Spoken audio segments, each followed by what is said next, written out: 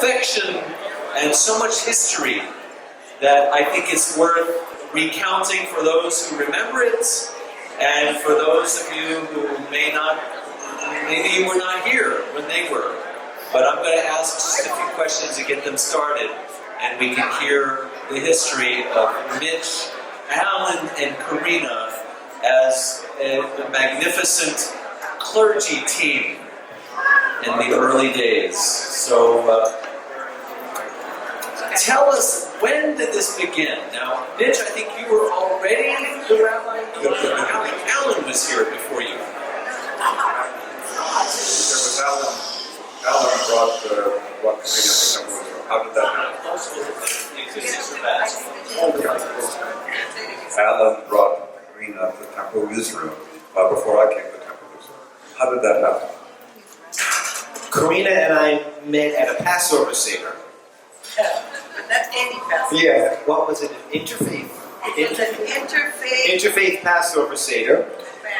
family. Karina was brand new in Miami, right from Argentina, and was barely fluent in English. And I get this phone call. It was before we had internet and email. It's a lot of years ago.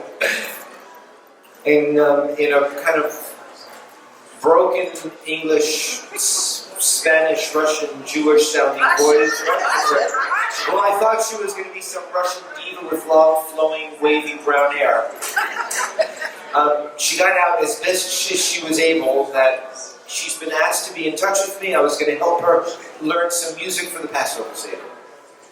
And two things happened to me that have never happened to me before.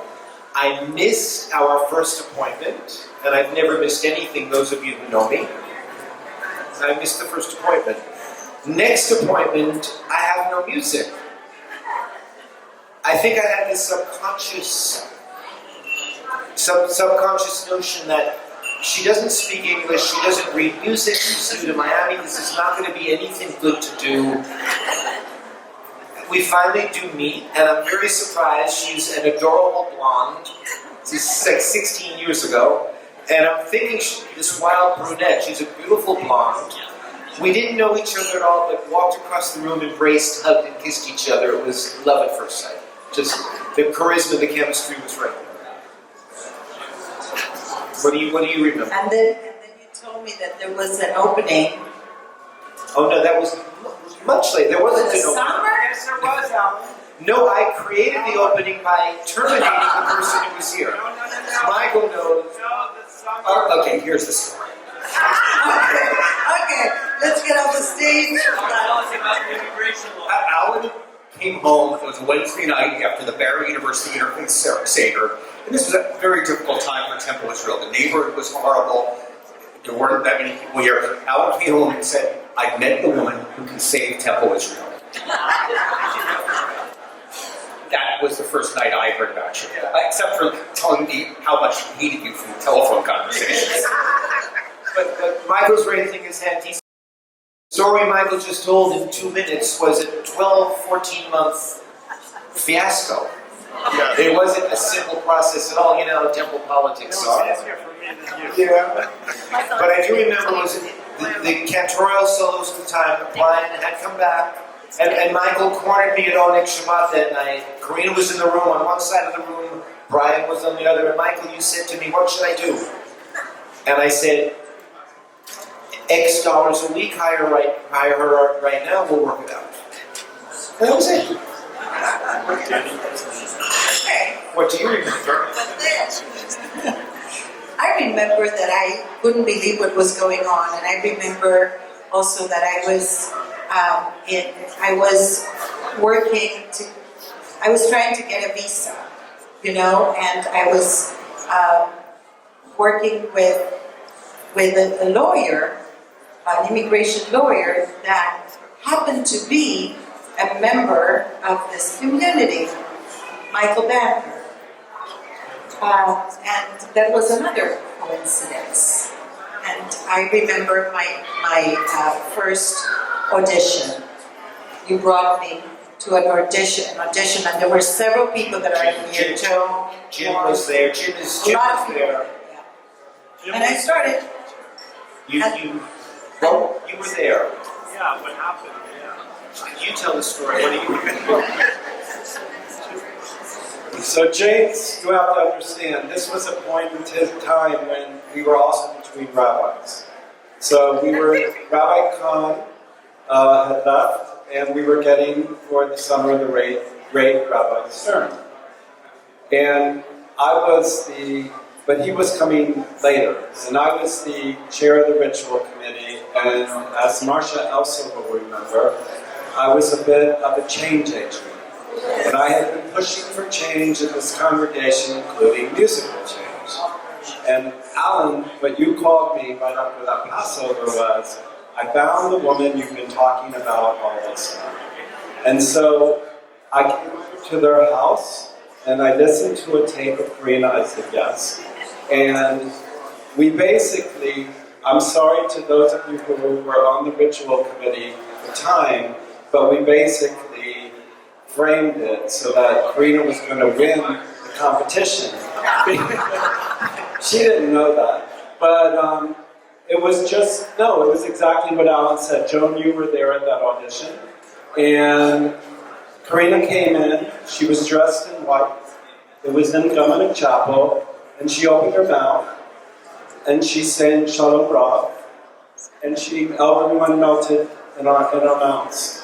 And we just melted, and there was a love fest, and Karina Zilberman became our cantor solos. When did I come up with this? You came. Our big Rabbi Chefitz came a year later. Was it that long later? Yeah, it was your birthday. It was April. It was the anniversary of the service. April 2002. And Brian was still here. And Karina was the backup cantor. She was the backup singer. The backup singer, literally. And on Mitch's first night, the sound system died. I don't recall that. But I heard Robert saying, I just found a voice that's going to save Temple Israel. So Temple Israel at that point felt that it was in need of saving. The denouement of Temple Israel had been pretty steady since the death of Rabbi Narek back in 1980. I had been off in the Chabad world for over 20 years. Really a counterculture rabbi, if you like. I hadn't given a sermon in 20 years. My job was to promote Jewish growth in the community outside the synagogue walls. But I had been ill. I didn't have the energy to continue doing that. I had written some books while then I essentially had left the rabbinate and the rebbitzin-ship also. And then Temple Israel reached out to me to see if I would be interested in coming back into congregational life. So we came to service. I knew the buildings, I knew the community somewhat, I knew the property, I knew where it was situated, and it seemed, there's a statement in the Mishnah book, in a place where there is no other person to do it, you have no choice, you have to be a person and stand up and do it. And so we began a long series of meetings with the committees to see if it was appropriate for me to come. But I still wasn't sure. I knew that I would eventually need a clergy partner. When I came to Temple Israel, the congregation was so small that it was possible for a single person to manage all the life cycle and all of the clergy duties, with one person. But if we were going to be successful, the other congregation was going to grow. And within a few years, I expected the religious school would be larger, the life cycle ceremonies would be more, and I would need a clergy assistant. I wouldn't be able to do it by myself. So I remember meeting with Karina. She lived in Pinecrest, I lived in Pinecrest. You came and sit at one end of the dining table, I sat at the other. What I learned was her credentials. She grew up in Buenos Aires, in the Beit El Jewish community, with Masha Meyer as her rabbi.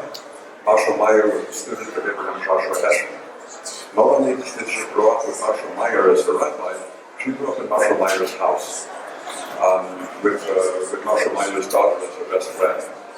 And that was the spirit that we needed at Temple Israel. And you know, I knew I had a potential clergy father.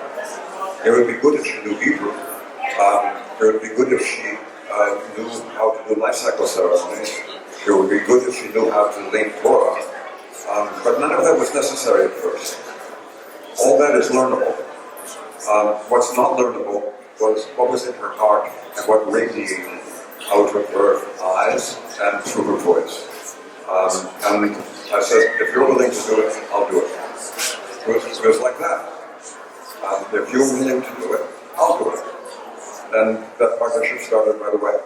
Now the other partnership that started right away, as soon as I came on board, I hadn't led a reform service in over 20 years. Alan is the liturgical history of this place. And immediately I learned that. And if I needed to tap into Reformed liturgy, this was a fountain of wisdom. And of course, the way in which he used to play piano, I observed it. I remember once our cantor gave a concert for German leader. You remember that? I listened to the concert. Mostly I was listening to the piano player. I don't know if he heard me listening, but I heard him play accompaniment when it was appropriate to, and I heard him playing solos when the voice wasn't there. And he knew how to fill in the gaps 100%. And I said, now this is a worthy partner also. And very quickly the three of us became a clergy team. It wasn't Karina and me with a piano player. It wasn't the rabbi with a singer. It was the three of us learning how to create liturgy in such a way, bring liturgy for people in such a way as to create a profoundly spiritual environment, and a spontaneous one of that. And it worked, yes? And talk of spontaneous, we did not do one service with a written out schematic. Three of us improvised the service together every Friday night. Nothing was predetermined. None of the content was predetermined. Well, we would talk through the service ahead of time. If there was, remember the international Shabbat dinners, and there were a lot of Shabbat dinners here. The three of us would sit together before service and decide what it was that we needed. So, Karina needed something that night. The two of us backed her. If I had something that I really wanted to present, they backed me. And if neither one of Karina nor I had anything to say, we just shut up and let them play. And it was wonderful. But something important and profound I remember you had talked about before each service we would sit together. There needed to be an intentionality to the evening, a purpose and intention. Mitch had said that at some point in the service, the congregation needed to become transformed. But we could not predetermine or guess where that moment would occur. When the chemistry in the room altered, there needed to be a pivotal moment every Friday night with intentionality where something outside of ourselves occurred, but we never pre-planned how or when that would occur. Okay, I need to talk. Okay, because the two men here are taking over. So, yes, thank you. No, I want to say that nothing is possible if there's no trust and honesty among the people that you work with, that you spend time with. You cannot transform a congregation if you don't allow yourself to be transformed and be with people that are open to be transformed. And it wasn't just that Temple Israel was new to me. This country was new to me. I arrived in October 2000 with my little kids and my husband then, and we didn't know anything. We didn't know anybody. I'm not kidding, not even language, culture, food. I went to Publix and didn't know what butter I needed to buy. Anything, everything. And I have to say that the United States was and became what it is for me now because of these two men here sitting on the stage and this community. And I truly say, because I never had to lie what I didn't know. I was completely honest from the very beginning of what I needed to become part of this synagogue, of this team. I remember one morning, we were in the chapel, Mitch. Alan wasn't on Shabbat mornings, and I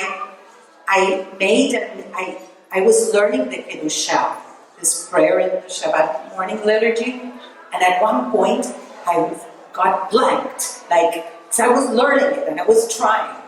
And there was Joe Rosberg, may his memory be for a blessing, standing next to me. He held my hand, and he started singing with me. There was no moment that I couldn't be vulnerable and knew that I was going to be held and respected and taken care of. So I really think that whatever we did was based on that. There was love, there is love, there's going to be love, and there was so much trust and honesty. It was like a jazz trio. That each of us was paying attention to the other, and if the other had, if Karina had a lot of music without a break, I would interrupt and provide some words. The words might not have been in the prayer book, but the words were necessary to give her a chance to breathe. Or Alan would do likewise. If Alan sensed we needed something, suddenly the piano was there. And the piano would suggest something we hadn't even thought of when we were intending the service. And Karina would pick it up and go with that. And I'm telling you the complete truth when I tell you that for 5 years, no service schematic or pagination was ever written out. No song was predetermined, no composer was predetermined, no tempo was predetermined. We never knew upon approaching the bema would we begin with a piano solo, or Mitch reciting a poem, or Karina humming. Whoever was moved in the moment initiated what would occur next. That was true, by the way, for those things you thought were my sermons. I may have had a certain intent, going into it, but the nature of the service might have changed it, and so the words would be changed as a result. So that the words, if you can say such, were harmonious with the service. I don't know if you sense that, but the service was an integral whole. From beginning to end, there was no interruption. One section flowed into another, I do recall once sitting at a table, and we were attending the service and such, and it was moving in one way, and somebody came in and said, could you do that Hashki Benu? Well, the way we were intending the service didn't include that Hashki Benu. But the person sat with us, and we looked at each other, and we said, of course we can do it. But to do it, we can't have that before it, we would have to have something else, and then we would have to have something else before that. And what he did was he heard us reorder the entire service so that we could incorporate that knowledge. And then we went and did it. And Alan was really our bridge to, I remember you saying, Alan, you were our compass. You were asking him so much in order to prepare for the high holidays, because you, Alan, you were the history. You knew your people. You wanted to be respectful of what had been happening in this community. You wanted to bring change, but you wanted to be this bridge between. No, right? Yeah, absolutely. Do you remember the first High Holy Days? We had 4 High Holy Day workshops. Yes. You would imagine a High Holy Day workshop, the rabbi comes and teaches texts. No. For the High Holy Day workshops, it was the rabbi and Karina and Alan. Alan was at the High Holy Day workshops. And we had those 4 workshops, really intense, teaching the process of Teshuvah, the order of the liturgy, and piano playing, Vino Malkeinu and such. And you remember when we went off and we heard that virtual thing? They wanted to kill us, kind of. They wanted to kill us afterwards. But we didn't do it for Yom Kippur afternoon. We did Avinu Malkeinu to a George Gershwin tune from Porgy and Bess. Porgy and Bess. It went amazing, except for a few people. IBS here. It was amazing.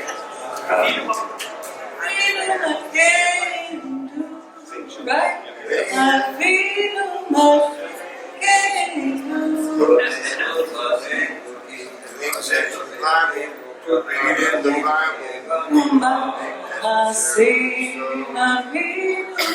Well, that's what Gershwin intended. The things that you're liable to read in the Bible ain't necessary.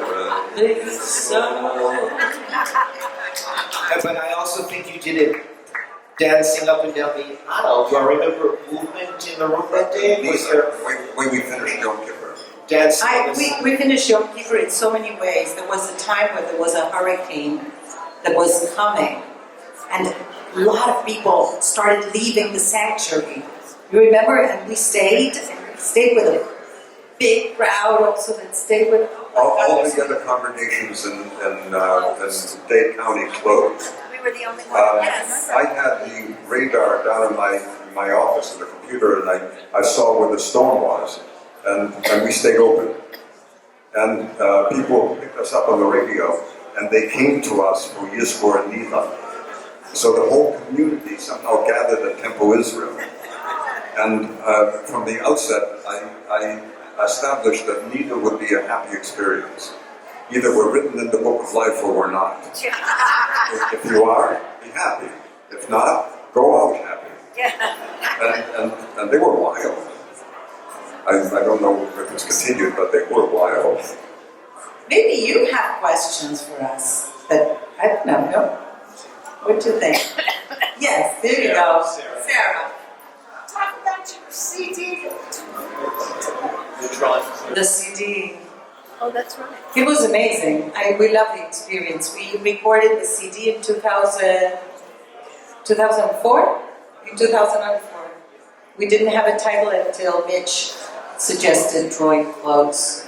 It was great. It was great. Yeah. It was really good. Form a group, Alan, Mitch, and Katrina. This was the If great. Rita Paul and Mary can do it, you can. And also, part of this group was my mom, Wally, my kids, your kids, Robert. Like, we couldn't have done it without the love of our loved ones, right? That were there and have been there. We had dinner together every Friday night. We had the staff kitchen in those days. That's right. That's right. We did. Yes? Yes. What is wrong? A couple of things. First of all, the CD, which is probably in your past. I know at least two people here who listen to it. My sister listens to it every Shabbat. And at our Passover Seder this year, Mark Nedlin, when we lit the candles, put on the candle blessing. So it's 12 years old, and of course still part of their lives, including Mark, who wasn't here and who never met you before today. The other thing, I posted on Facebook yesterday, so that's where I can take to the world now. I posted on Facebook yesterday, these three of you talking, and people started waxing nostalgic. Lindsay Van Gelder, I don't know if you remember her. She lived in New York for many years. Now she's in San Diego for the last 5 years. She wrote, "I would be lucky if I ever find such an amazing shul experience on all fronts." And that's the way I feel. I think that's the way, why are they coming back to here 12 years later? Conversation about it, because it was the most amazing shul experience. Thank you.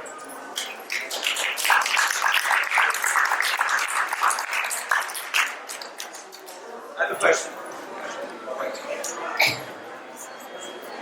Karina, some here know what you've gone on to do since you left Temple Israel, but I think it deserves to be said. I think you should tell us something about your career in working with children in the Shabbat Network. Can you say a little bit about that? Yes, of course. So when I left Temple Israel, and I always remember what you sung to me, "Don't Cry for Us," Karina. It was like, you wrote it, you, "Don't cry for us, Karina." Yeah, it was "Don't Cry for Us," Argentina, it was something. I went to New York, and my mom knows this. The first Shabbat that I'm in New York, I'm wearing an apron. I'm standing in the lobby of the 92nd Street Y, where I was hired to create community, and I am selling challah. I was wearing an apron and selling challah on a Friday morning, and I couldn't believe what I was doing. That was the way the 92nd Street Y was creating community, in the lobby selling challah. And I had to sell challah. And I'm an immigrant, like many of you are, and I was doing it. And suddenly I saw an opportunity by being in the lobby that there was a lack of encounter, human encounter there. So basically what I created and founded is an approach to family engagement. I started a community called Shababa at the 92nd Street Y with my guitar. I sat in the lobby and after selling challah and brought my puppet Coco that my mother gave me 25 years ago in Argentina. And I asked if I could be there Friday morning singing, and they said that I would get in the way of the elevators, that I would be a fire hazard, that the guards will hate me. Everything was no. And I did it. And it became an amazing experience. And I have to say that I have my mentors in everything that I do. I kept in touch with Alan. I called Mitch asking for help and vision and a lot of times. And now what we are doing, and this became such a success story at the 92nd Street Y, that we're training educators, leaders, rabbis, cantors around the world. There are 40 organizations, day schools, synagogues, and JCCs around the world that want to be trained in order to bring an approach to family engagement to their communities. And it's called the Shababa approach. So we met with Rabbi Hein and some people at the URJ biennial, and they started seeing this. But it's very exciting. It's very, very exciting. Thank you. And I sing sometimes with my husband at his synagogue during mindfulness services. Yes, we should mention you got married last year, so mazel tov. Thank you. And my son is getting married. One of my sons is getting married in a month. In a month. So mazel tov to you and to Alan, and it's been a wonderful weekend so far, and there's much more to come tomorrow morning and then tomorrow night, of course. So we'll bring this to a close now, but come and kibitz and schmooze a little bit more, enjoy the celebration and the wonderful energy that you brought here and created. So thank you. Goodbye.